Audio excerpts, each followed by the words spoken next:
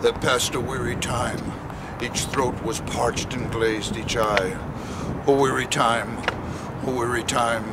how glazed each weary eye.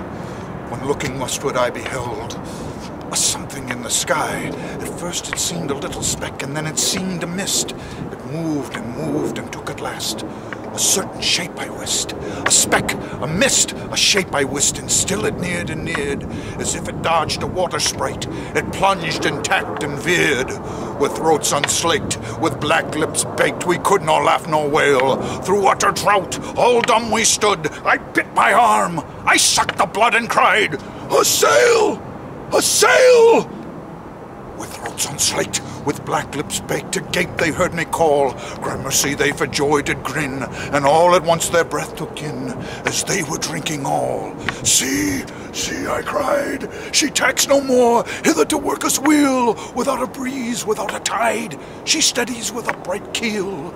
The western wave was all aflame, and the day was well nigh done, and almost upon the western wave rested the broad bright sun, when that strange shape drove suddenly betwixt us and the sun, and straight the sun was flecked with bars. Heaven's mother send us grace, as if through a dungeon grate he peered, with broad and burning face.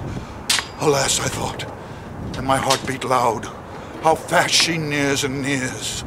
Are those her sails that glance in the sun like restless gossameres? Are those her ribs through which the sun did pierce through a grate?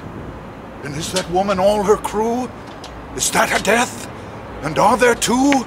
Is death that woman's mate? Her lips were red, her looks were free, her locks were yellow as gold, her skin was as white as leprosy. The nightmare life and death was she that thicks man's blood with cold. The naked hulk alongside came, and the twain were casting dice. "The game is done! I won! I won!" quoth she, and whistles thrice. The sun's rim dips, the stars rush out. At one stride comes the dark, with far-heard whisper o'er the sea. All shot that spectre bark. We listened and looked sideways up. Fear at my heart as at a cup my lifeblood seemed to sip. The stars were dim and thick the night. The steersman's face by his lamp gleamed white.